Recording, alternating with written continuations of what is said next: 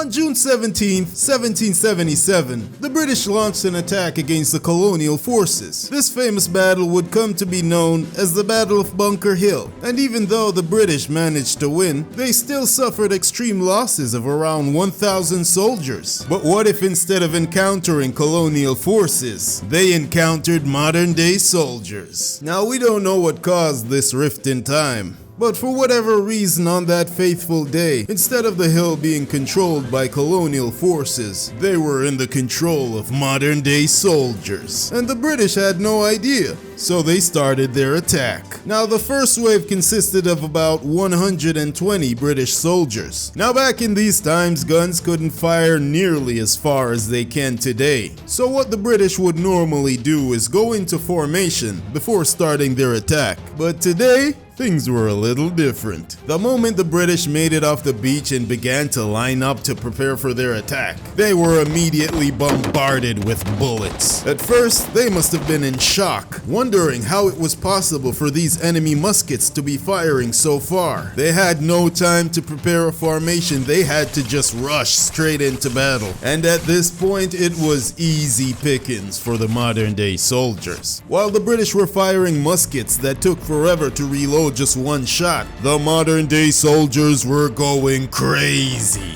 rapid firing from their heavy machine guns, killing the British soldiers before they could even get in range to use their muskets. At this point, it was looking like the British didn't stand a chance. But if you thought the British were going down that easy, you were dead wrong, because the moment they got in range to use their muskets, they died immediately. Yeah, they weren't standing a chance against all those modern weapons. They just died. They imploded. It was pretty much a small chihuahua going up against a large pit bull. Yeah, the chihuahua might be furious, but he still doesn't stand a chance. But luckily, the British had an idea of sending another team of soldiers around to see if they could flank the modern-day soldiers. And this would prove to be an excellent strategy for the British soldiers, because that team that they sent around to see if they could flank the modern-day soldiers, they died immediately. Yeah, they were still in range of the modern weapons. I mean, I don't know.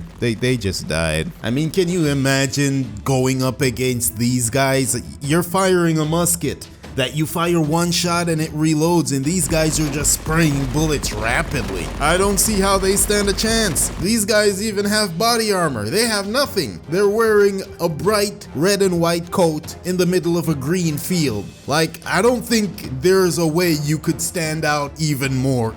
Can you imagine sneaking up on someone wearing a bright red coat with white? It's the stupidest thing I've ever seen. You're like, oh, let me crawl on my belly. This grass will camouflage with my white and red shirt. Yeah, you're not standing a chance, man. You need to rethink your actions, buddy. So after a while of shooting, the modern-day soldiers pretty much annihilated all of them. But the British was not done there, because that was just a small amount of their soldiers. You see, they wanted to test their enemies to know what they could do, and now they definitely know. So now that they saw how powerful of a force they were going up against, they decided the best thing they could do was an all-out attack. So they sent out an army of around 1,000 British soldiers. Their goal was to overwhelm the enemy and see if they could capture the hill. And the way they planned on doing this was to have a bulk of their force go head-on into the modern-day soldiers, while a few of them would go around the side and another few would try to go around the other side to see if they could enclose them and kind of overwhelm them. And so the attack began, and the British soldiers were on the move. But the moment they stepped onto shore, they came under a hail of gunfire. And the fact that they were all so grouped up made it even easier for the modern day soldiers to just kill so many of them. They were pretty much lambs to the slaughter, as they were dying in droves. Even the teams that were sent to the sides to see if they could flank the modern day soldiers, even those teams were being annihilated.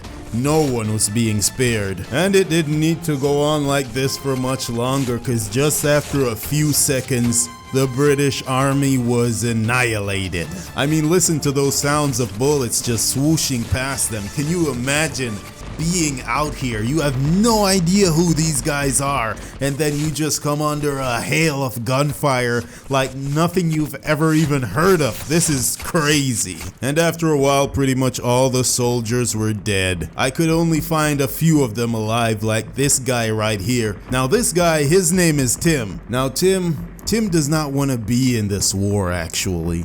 He only wants to get through the battle so he can go back home to his loving wife, his son. I mean, the only reason he joined the army was to pay for his son's surgery. So at this point, the only thing Tim wanted to do was...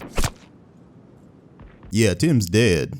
And in the end, the modern day soldiers came out on top. They went down into the field and just finished off any of the British soldiers they found alive. And after that, they called in an airstrike and just bombed the hell out of all their ships. I could only find like 3 British soldiers that made it out alive by hiding into the tall grass or hiding behind a wall, ultimately changing the name of this battle from the Battle at Bunker Hill to the Massacre at Bunker Hill. But weirdly enough, a few of the modern day soldiers did end up dying. But the stupid part about it is they only died from crossfire from their own teammates. So the only modern day soldiers that died were killed by other modern day soldiers. So now you know, if the British went up against modern day soldiers in the battle at Bunker Hill, then they would surely die. But hey, it's like my grandmother always said, if you can't defeat your enemies, then hide in a bush like a goddamn coward. Hope you guys enjoyed that video. Please like and let me know which historical battle you would want to see next and what you want to happen in it. And I'll catch you in the next one. Subscribe.